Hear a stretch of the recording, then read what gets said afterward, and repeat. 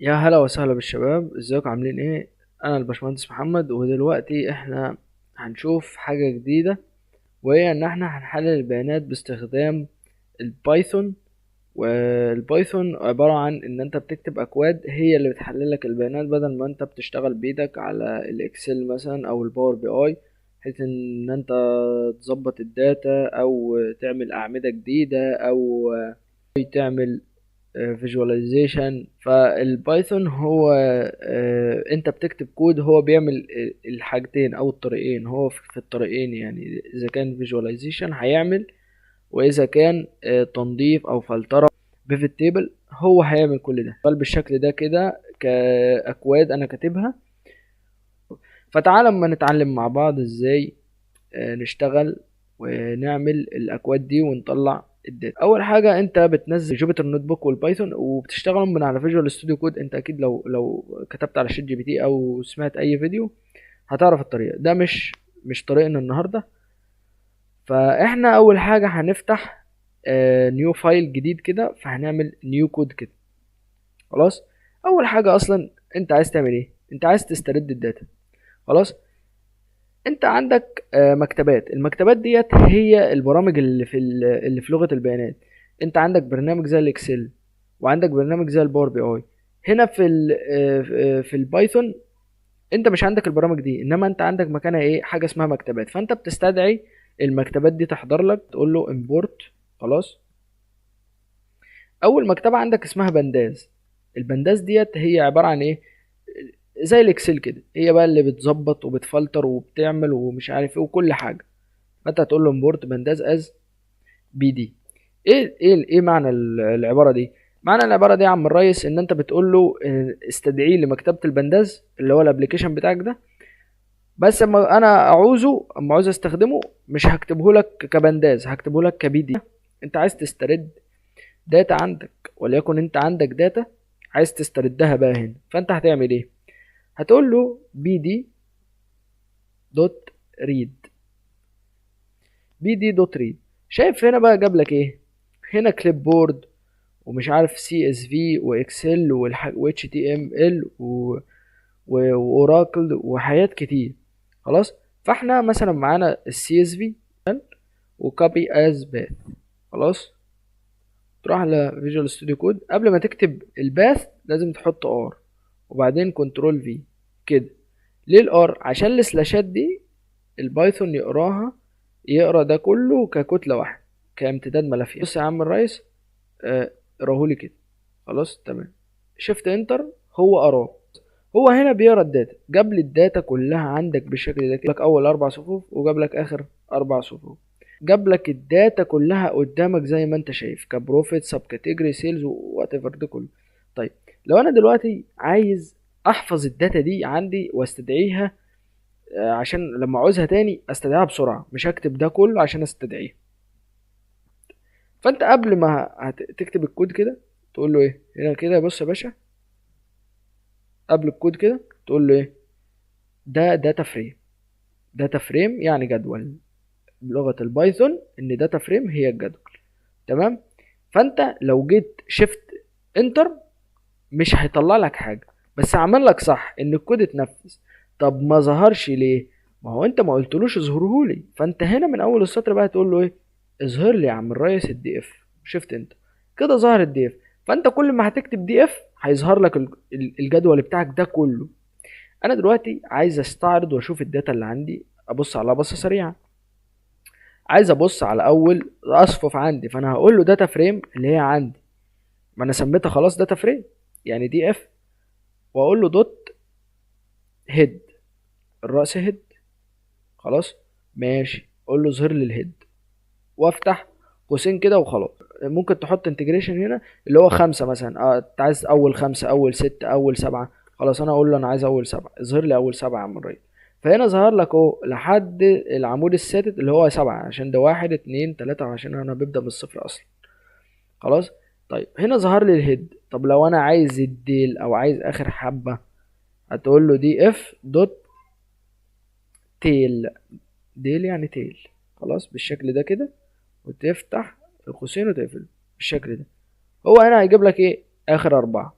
تمام. في معلومات عايز اشوفها، يعني مثلا لو عايز اشوف ان في فراغات في الداتا جوه وانا مش شايفها، طب اشوفها ازاي؟ قال لك بص، في حركه بسيطه اسمها df.information، خلاص، وتفتح كده.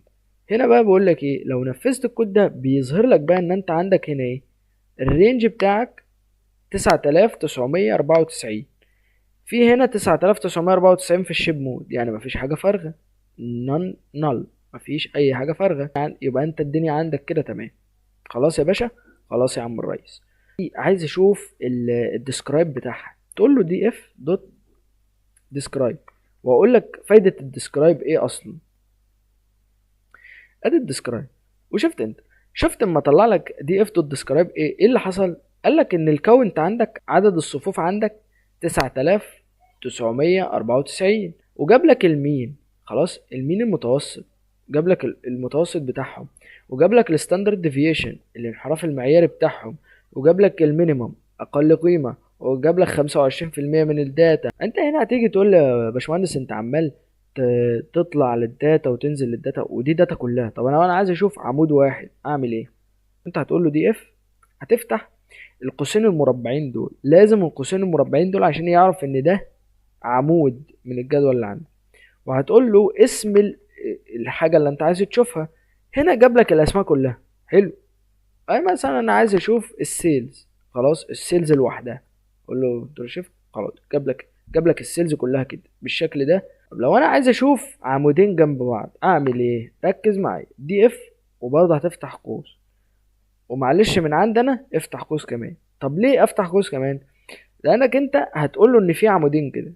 طب لو في 3 اعمده هتفتح 3 اقواس؟ لا يا حبيبي، انت طالما في اكتر من عمود هتفتح قوسين بس، وهتكتب الاعمده زي ما مكتوب عندك في الداتا بالظبط. يعني لو السيلز كابيتال، الاس كابيتال تكتبها كابيتال سيلز كده، خلاص ماشي. وبعد منها تقول له مثلا انا عايز البروفيت، فالبروفيت. بعد منها عايز الكاتيجوري، الكاتيجوري سي ايه، بالشكل ده كده. فهنا جاب لك عمود السيلز، عمود البروفيت، عمود الكاتيجوري. هتيجي تقول لي يا هندس الموضوع ده يعني بسيط بصراحه، ان انا بس استعرض داتا، خلاص، طب ما راح ابص عليها واعمل بيفت تيبل على الاكسل واريح دماغي. اقول لك صح، عادي، انت ممكن تستخدم كده، وعامه يعني البايثون انت ممكن تشتغل بالبايثون زيك زي الاكسل والباور بي اي، خلاص.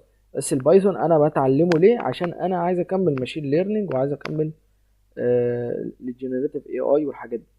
لو جيت انا عايز اعمل عمود في يوم من الايام، عايز اعمل عمود جديد، اروح اعمله على الاكسل وبعدين استرد الداتا وارجع اجيبها هنا؟ قال لك لا يا عم، الدنيا سهله. ايه اللي حصل؟ قال لك انت ممكن تعمل عمود جديد، هتقول له دي اف، اسم العمود اللي عندك، وليكن انا عايز المارجن، خلاص، قول له انا عايز اعمل عمود باسم المارجن. ما ينفعش تحطه كده، خلاص، دي غلطه، دي غلطه انا وقعت فيها، وخد بالك منها. انا عايز مثلا عمود اسمه المارجن، ده عمود جديد. هل هنا هو فهم ان ده عمود جديد؟ لسه ما فهمش ان ده عمود جديد. يفهم امتى؟ اول ما تحط له ايكوال كده، خلاص، يبقى انت هتحط معادله، فهو هيعمل ان ده عمود جديد. طيب اعمله ازاي؟ بص يا باشا، هو المارجن ده عباره عن ايه؟ ان البروفيت على الريفينيو او على السيلز، فهتقول له ان دي اف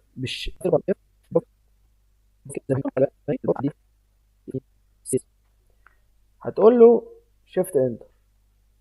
هنا جاب لي عمود الدي اف مارجن، طب ما ظهرش ليه مع انه نفذ هنا اهو، عامل لك علامه خضراء، صح ان هو نفذ. طب ما نفذش ليه، ما ظهرش ليه؟ عشان انت ما قلتلوش استعرضها لي. يعني انت هتقول له استعرض لي بقى عمود الدي اف مارجن دي، خلاص تمام كده، دي اف مارجن، ماشي، انتر، استعرض لي عمود الدي اف مارجن، خلاص، شيفت انتر اهو، جاب لي عمود الدي اف مارجن بعد ما قسم البروفيت على السيلز.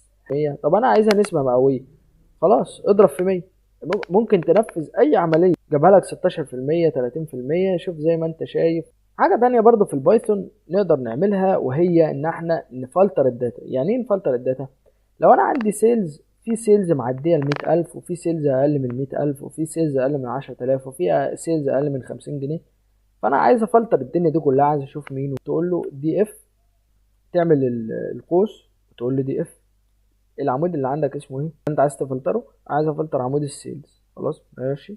يبقى عمود عندك دي اف كبيره ودي اف صغيره، وانت في الدي اف الكبيره برضو تقول له الشرط اللي عندك ان انت توري لي اللي هم اعلى من 1000 جنيه بس، تقول له اظهر لي بيان.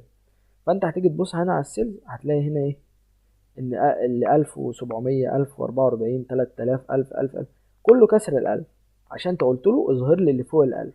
خلاص. طب لو انت عايز اللي اقل من الألف، يا عم سهله، انت بس قول له كده اللي اقل من الألف. دي فلترة الداتا، يعني هي زي معادلة اف كده، وفي في الاكسل او الباور بي. حاجة تانية معانا، وهي يعني حاجة انا بحبها بصراحة، وهي الجروب باي. الجروب باي موجودة على الباور بي اي، وموجودة على الباور كويري. ازاي؟ يعني انا مثلا هقول له دي اف دوت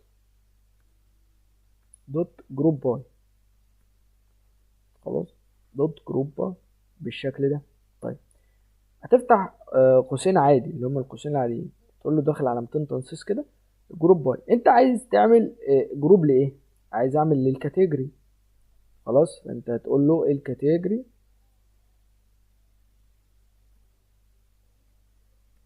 ماشي. طيب عايز تعمل جروب باي للكاتيجوري، طيب وبعدين عايز اعرف السيلز بتاعت كل كاتيجوري، ماشي. ادي السيلز جنبها على طول من غير اي حاجه، من غير فاصله ولا اي حاجه جنبها، بس لازم تحط ان عشان ده عمود لازم تحطه داخل قوسين مربعين كده. تقول له انا عايز اعرف السيلز. طب بعد ما تعرف السيلز، انت عايز تعرف ايه في السيلز بالظبط؟ يعني الكاونت بتاعتها ولا الصم بتاعتها ولا هتلاقي الصم مثلا كده. في غلطة ظهرت عندنا هنا، وهي ايه؟ ان احنا كاتبين كاتيجوري سي اي تي اي، وهنا سي اي تي اي، تمام. فانت لاحظ الحتة دي، انت لازم تكتب زي اللي في الجدول عندك بالظبط. خلاص، هي دي المشكلة يعني. وهنا جاب لك ايه بقى؟ ان انت عندك هنا جاب لك كل كاتيجوري، الفرنتشر بعد بمجموع كذا، والاوفيس سبلايز بعد بكذا. طب لو انا عايز الجدول البسيط ده كده ارسمه في بار شارت، في بار شارت اعملها ازاي؟ بص يا عم الريس، انت هتروح جاي واخد الكود ده كله، كنترول سي كده، تعمل له كوبي، حلو، وبعدين كنترول في. هنعمل اوردر او نعمل منه امر اللي هو يقول لي بلوت. بلوت يعني ارسم، خلاص. وهتفتح القوسين كده. انت لو قلت له ارسم وخلاص، هو هيرسمها لك لاين شارت وحاجات من دي. طب لو انا عايز نوع معين، هقول له جوه القوسين كايند كده بالشكل ده، كايند يساوي، وتفتح علامتين تنصيص، هنا هيجيب لك كل الاشكال اللي عندك، ممكن بوكس، اريا، بار. فانا عايز بار، فتقول له نفذ لي الاوردر ده بالشكل ده كده. وانا جاب لك ايه؟ ان كل الاوردر الفرنتشر، وجاب لك مش عارف ايه. انت ممكن تغير هنا مثلا، اقول له بقى لو انا عايز السب كاتيجوري، خلاص السب كده بس، سب كاتيجوري، وتنفذ الاوردر.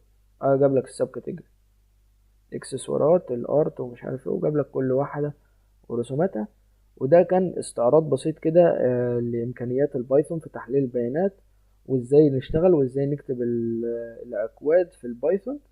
واستنوني في حلقات تانية جاية كتير، واشوفكم على خير، والسلام عليكم ورحمة الله وبركاته.